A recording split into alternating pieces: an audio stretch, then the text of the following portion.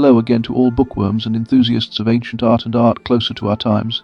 Today, I return to the topics discussed in my conversation with James Byrne on the Blackbird podcast. We talked for a while about art, and I told him about Diego Velázquez when, quite by accident, the topic shifted from Velázquez and his friendship with the king to Michelangelo Merisi Caravaggio.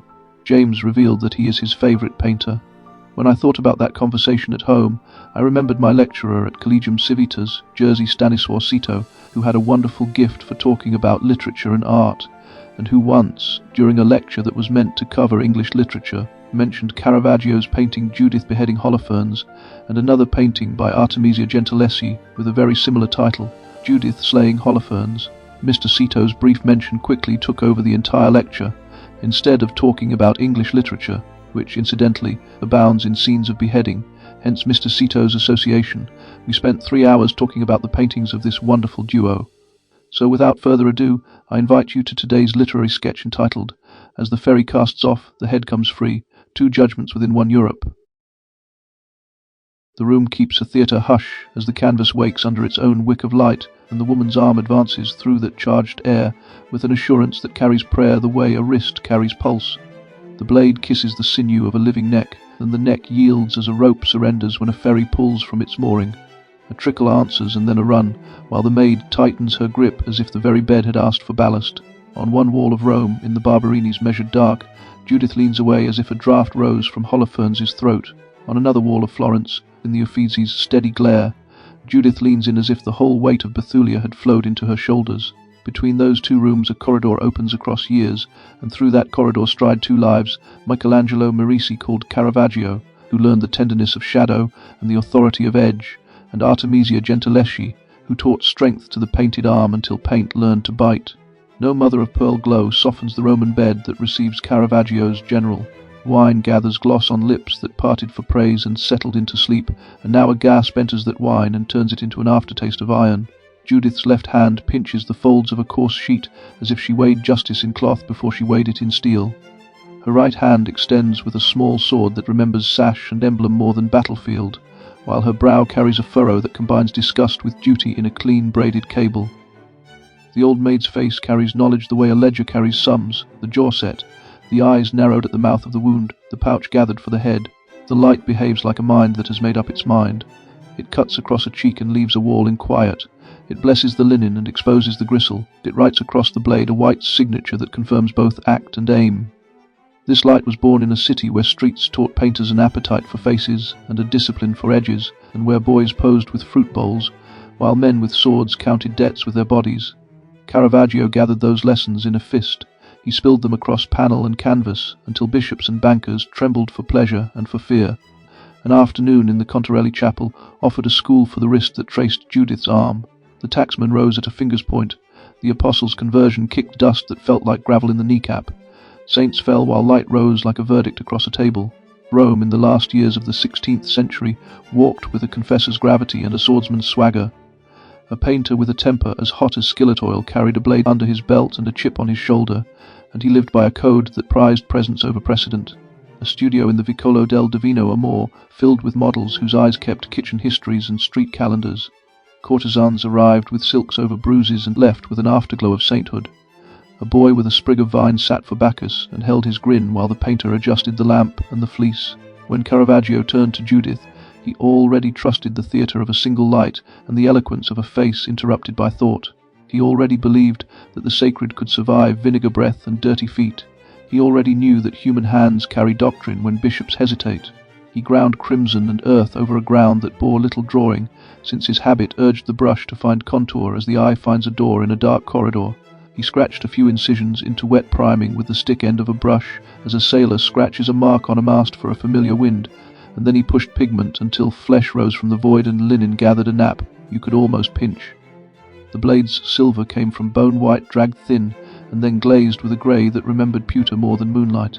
He placed the scene at the instant when a choice has flowed into action and action has begun to register on skin.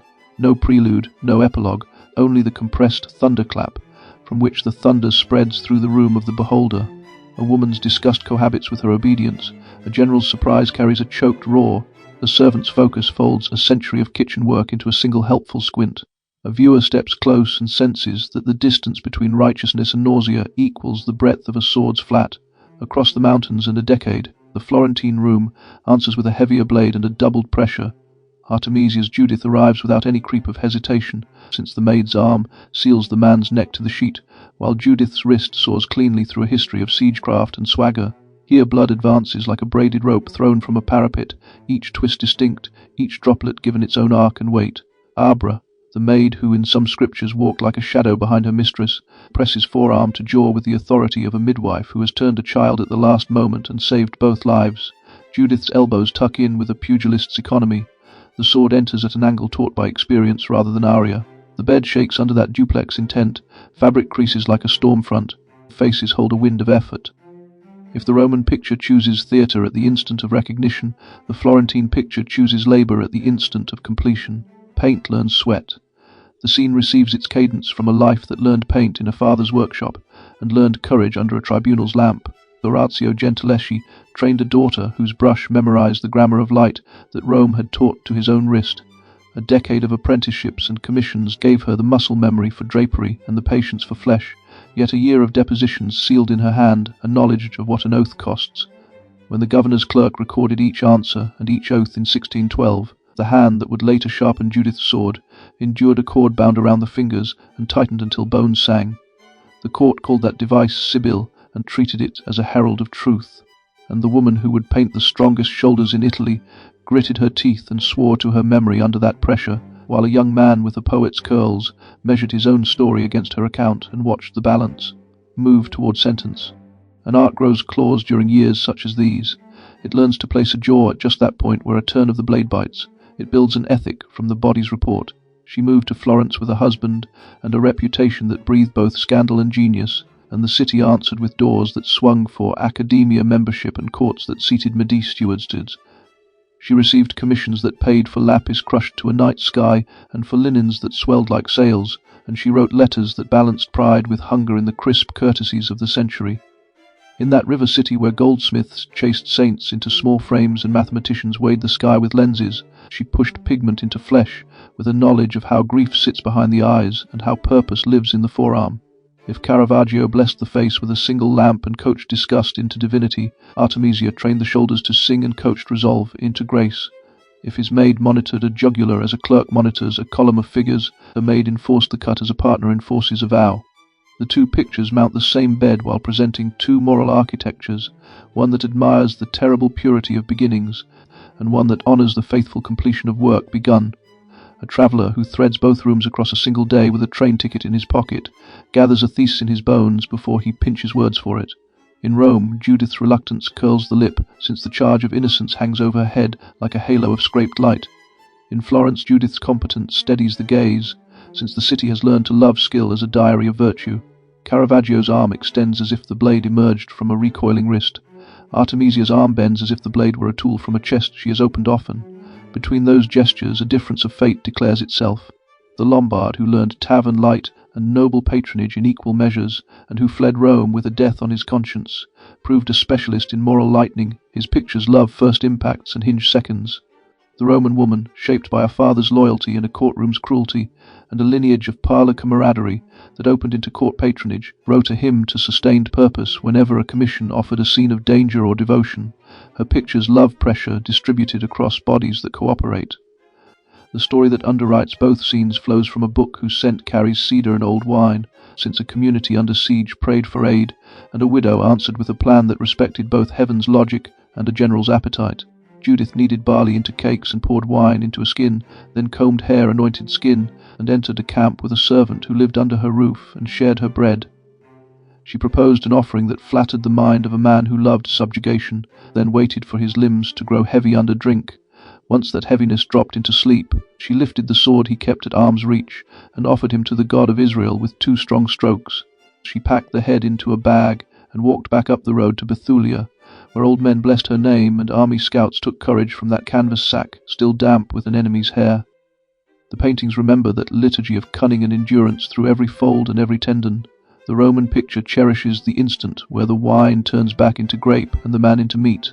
The Florentine picture cherishes the contract between women whose bodies act in chorus. A morning in Rome gives the Barberini its due. The guard yields silence like a sacristan, and a shaft descends from a high window to varnish the bed with a pour of amber. Tourists queue for a saint on another floor, while a scholar in a grey jacket counts brush marks at the edge of Judith's sleeve. He speaks softly because soft speech suits a crime witnessed with consent. A marvel of restraint, he whispers, leaning so close that the varnish seems to warm his cheek. He holds back a river. A woman with a sketchbook nods and catches that furrow above Judith's nose as a single wrinkle among many asking to be born. She measures the angle of the sword with a knitting needle she carries for proportion. Her pencil writes a thought into pressure. A marvel of disgust, she answers, and a marvel of grace, and her pencil writes grace as a curve just visible in the shoulder that pulls away from the wound. Down on the Tiber, a bargeman sets his shoulder against a pole and feels the city move by a hair's breadth, and that same breath of motion enters the room with a courier who slips along the wall with an envelope under his jacket and a catalogue print inside. The balance of Rome continues, debt and offering, oath and avoidance, shine and shadow. An afternoon in Florence resets the meter of judgment. The Uffizi room presents Artemisia's panel with a frankness that suits muscle and linen. A glare settles over skin where effort has clothed itself in sweat, and a tour group arrives with oar as loud as a kettle. A girl from Cork, who learned about saints from storybooks, raises a hand that carries a scar from kitchen work and points as if to say, "Fake and nert, look at the strength," and her mother nods. The blood arcs in a rope that a fisherman might throw to a friend on a pier. The rope reaches, holds and pulls, and the general's hand flails with the panic of a large animal discovering, too late, a superior focus of will. A curator clears his throat and gives the painting's date and the path of its journey with a cadence that has learned to feed a crowd while arranging facts. Naples first and then Florence in a fuller mode, he says, and between those cities a woman's season of great demand and great reward. A patron who paid in kind and coin. A letter that promised a picture better than any man's hand could pledge. An admission to the academia that carried a mild astonishment in the mouths that read it. A student with a notebook asks for the measure between life and picture, and the curator smiles as one who knows a debate that carries fire. Some gather a reading that folds biography into every brushmark, he says, while others insist on patron and context, on taste at court and the armature of workshop practice. The two positions touch through paint, since Artemisia's picture provides a document of applied anatomy, while Caravaggio supplies a document of theatre, and both answer a story whose authority depends on gesture, on the way a hand reaches for a sword and a mouth opens for a cry. Evening binds the day with a thought that arrived first through the souls. Fate may run in both cases as a current that carried a pair of boats into the same race. Caravaggio's course pushed him from Lombardy down to Rome, where a hunger for the real met patrons who wanted doctrine with appetite, and from there to Naples, where knives worked with flour and sauce in alleys and with silence in side streets. A quarrel by a tennis court left a body cooling on Roman stone, and a sentence drove the painter into a season of galleys, cloisters and island salt until a fever on the Maremma took him into the earth at Porto Ercole. That same sentence chiseled penitence into the brow of a later David who holds a giant's head that wears the painter's own face. Paint made confession when confession required a cardinal's favour, and art reached for pardon with a lament wrapped in brown tone. Artemisia's course pulled from Rome toward a river that counted bankers among its tributaries, and then toward Naples, where a Spaniard's viceroy counted victories, and finally toward London, where a king who loved faces assembled a world on his walls. She wrote to patrons with a sweet steel in her voice. She sent a self-portrait as allegory with a quiver of pride slung at her shoulder. She shared walls with her father in the Queen's house at Greenwich, and gave England's ceiling the glow of Roman light. Years gathered children, contracts and debts along with laurel. A season in Naples brought a network of painters who shared models and ground blue until the mortar turned sky. A later letter to Don Antonio, Ruffo in Messina promised a canvas that would silence all rivals, and the phrase glowed like a stove in a winter kitchen. You shall see what a woman can do. Her hand never slackened. Old age arrived with the dignity of one who never doubted the nobility of an earned wage. A night-born thesis takes its final shape as the train hums across the Tuscan dark, and the day's two rooms marry inside the head. Both pictures stage the same rite, the passage of a people's fear through the channel of two women's courage, and yet they stage it under different star charts. Caravaggio's work trusts singularity. He loves the instant where grace breaks like surf, and he paints as if the world did not exist one heartbeat earlier, and will exist only more intensely one heartbeat later. Artemisia's work trusts continuity. She loves the moment where strength endures its own labour, and she paints as if a life had trained an arm across years, and that arm can now finish what a prayer began. Each picture teaches a virtue. Each picture leaves in a beholder the taste of iron and the breath of linen. One could argue, with the zeal of a partisan, that Artemisia answers Caravaggio as a daughter might answer a father and then surpass him. One could argue, with equal conviction, that she answers the book rather than the man, since Scripture gave her a sisterhood that workshop gossip could never offer, and court letters proved that patrons admired her nerve without measuring it against a Lombard's myth. One could stand in Rome and praise the delicacy of that small sword, which cuts like a syllable pressed through clenched teeth. One could stand in Florence and praise the honesty of that gush, which declares itself as a consequence of physics and will. A complete allegiance can yield to the grace of a true comparison. Each picture consecrates courage with the materials within reach, lamp oil and angle in one case, mass and momentum in the other. Little facts carried as if in an apron pocket enrich the walk. Caravaggio likely cast Philide Melandroni, a celebrated Roman courtesan, as a series of women both repentant and proud. The Judith's face carries a likeness that visits other canvases, where hair and gaze share a genealogy of street poise and private dignity, and the old maid may carry real age from a neighbour's kitchen. X-rays tease a ghostly second hand on Judith's forearm, where the painter adjusted the grip until the muscle learned to hold both revulsion and obedience. Incisions at the edge of Holofernes' shoulder confirm that the painter guided contour with the back end of a brush when speed and conviction demanded it. Artemisia's Naples version of the subject deploys a slightly different gesture in the maid's wrist and a different spill in the blood. She returned to the scene as if to write a second stanza with deeper breath. Her membership in the Accademia del Disegno arrived with fanfare because a woman's name at the head of a guild book announced a world shifting under its own weight. Her friendship with Galileo, preserved in letters that smell of ink and care, revealed a mind that delighted in lenses and in the way a drop of oil behaves on brass. A visitor who learned the story young will taste its salt anew upon reading that the servant's name appears as Abra in the Old Latin, and that Judith's prayer fills a chapter with cadences that rise from the throat like chant before battle. A reader of trial records will feel a sting at the word Sibyl and recognize in those tight chords the very pressure that Artemisia's near wrist sends into Holofernes' jaw. The Roman painter, himself a veteran of blades and alleyways, endowed his general with a handsome terror, dark curls, a strong chest, the bellow curtailed by surprise, since he knew that sin often arrives as a fair companion and leaves as a butchered beast. The Roman woman, a veteran of oaths and salons, endowed her heroine with the steadiness of a baker turning dough twice, and then a third time to find the elasticity that will hold a loaf. Work repeats, work perfects, and work saves. The two combine into a single counsel. Courage chooses both arrival and completion. When morning returns and a parish bell sets the city to rights, an argument that began in pigment assembles a final form in breath. Fate guided both lives toward a bed where a people's survival required a woman's resolve. Both lives learned their lessons from Rome's theatre of light, yet each life subjected that light to a temperament. Caravaggio carried the glamour and peril of a man who lived among blades and goblets, and who sought absolution through paint, and the Barberini picture sinks a hook into a beholder's throat, because the painter understood exactly how a conscience rebels while performing obedience. Artemisia carried the appetite and restraint of a woman who earned doors, filled rooms, raised a household, and wrote letters that asked for the measure of respect proportionate to her labor, and the Uffizi picture plants a flag in a beholder's chest because the painter understood exactly how strength behaves when it has traveled far and arrived home. Through such scenes a thesis takes life. Sacred violence on a Caravaggesque bed becomes either the revelation of a chosen instant or the consequence of a long apprenticeship in courage. Both truths hold. Each truth gleams when viewed beside its sibling. A day given to these two canvases offers the rare grace of learning courage from light. The blade that enters the general's throat carves a path through myth toward a city's gate, and that path continues across centuries toward rooms where bodies learn to stand upright under the sight of paint.